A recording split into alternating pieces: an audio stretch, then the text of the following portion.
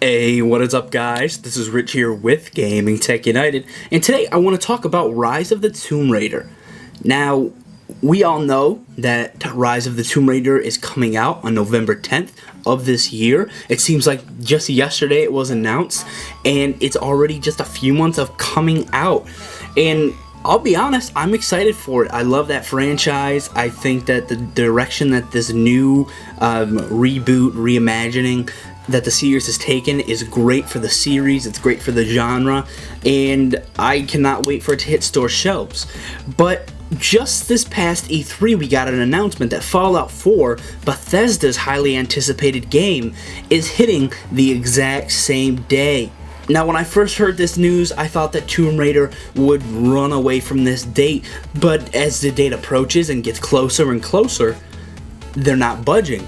And I'm kind of surprised, I'll be honest with you guys. Now, I don't want this video to sound like I'm bashing it because it is an Xbox One exclusive. Hell, I'm very excited for the game to come to all platforms. But I think that it coming out on Fallout 4's release date is very dangerous, and it's a very big game of chicken for them to play. I think that it coming out really within that week is a dangerous thing.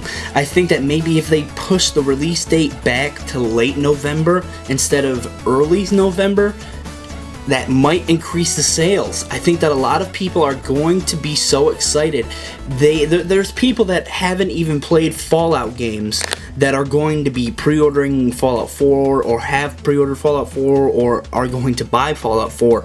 And I think that if it wasn't for Fallout 4, they would probably throw their money at Rise of the Tomb Raider. Now, I think that in terms of market share for people's minds, I think that when these two games release, I really think that Fallout 4 will get the majority just because it is a multi-platform game at its release, and we have Rise of the Tomb Raider being an Xbox One exclusive for that first year or 18 months or whatever. And I'm not saying that you know, oh well, Rise of the Tomb Raider is gonna suck because it's an Xbox One game. I'm saying that even if Rise of the Tomb Raider is a badass game, which if it's anything like the last one, it's gonna be a good game.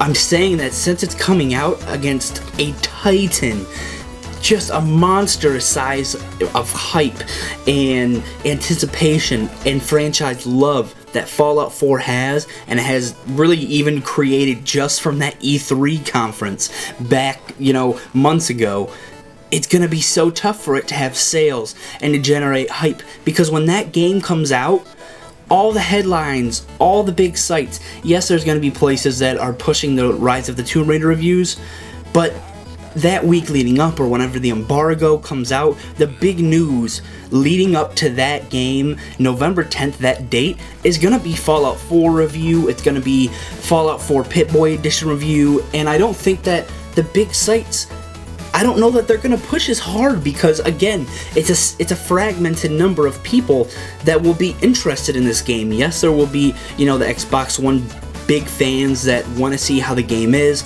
and yes, there will be some of the PlayStation 4, you know, fanboys that are hoping that the game sucks, and I think that's ridiculous personally, but I just know, I can see it in my mind's eye that when these two games release, the media knows, and I really think that the mind share of the customers is going to be on Fallout 4, because it's just going to drive numbers, and it's just going to drive traffic. I know for sure as hell when that game comes out, and leading up to that game, we're going to be publishing a lot of stuff about it because people care about Fallout 4. It's a franchise that has so much love and care behind it, and the fan base is so rabid and so intense, and they love it, and it just drives numbers. It's one of those franchises that it doesn't come out all the time, and when it does come out, there's love and care put into it, and this one looks to be so badass, and I'm excited for Rise of the Tomb Raider. I'm really excited to see what they're going to do with that franchise, and after that last game that was really cool, I want to see what they're going to do with this one, but I just don't know that in people's minds they're equal, and I really hope, you know, to the people behind Rise of the Tomb Raider, that it does sell well. I think that it will, but I just think that having it come out on the release date or release week of Fallout 4 is going to be detrimental in the long run to its sales numbers right out of the gate. Because, like I just said, Fallout 4 isn't a game that you get all the time. In a world where we get a bunch of open world games, Fallout 4 is something that will spark a lot of people's excitement, because it's not just like every other game that lets you run around the world. There's so much depth to it, just from what we saw. And I'm sure there's going to be depth in ways that we don't even, that we've known about. And that just intrigues me, and I know it intrigues other people. And I think it's going to be a game, too, that people that don't even buy a bunch of video games buy. But I know that it's going to be a game that people that buy, multiple games a year, like handfuls of games, stacks of games a year, are going to buy. And I think that there's a lot of people that are going to be a little bit iffy about spending $120 or more if you live outside of the States to get both games. They might just say, hey, I want to buy Fallout 4 right now, and I'll pick up Rise of the Tomb Raider later.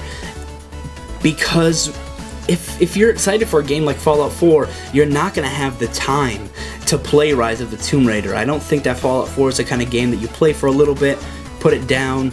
It's a kind of game that you play for just chunks of time, and then you put it down and you digest it, and you play for longer chunks of time, and you just get so invested in the world and in the lore and in what's happening. And I think that Fallout 4 is going to be a dangerous thing for Rise of the Tomb Raider if it doesn't move its release date. But I hope for the developer, the publisher, the people who are making the money from this game and put the hard work into this game, that it does sell well. So thanks for watching, guys. Be sure to subscribe, hit that thumbs up button if you like what you saw. They both help us out tremendously. Hit the comment section. I want to hear what your thoughts on this are. Again, this is Rich with Gaming Tech United. Thanks for watching, and we'll catch you in the next video.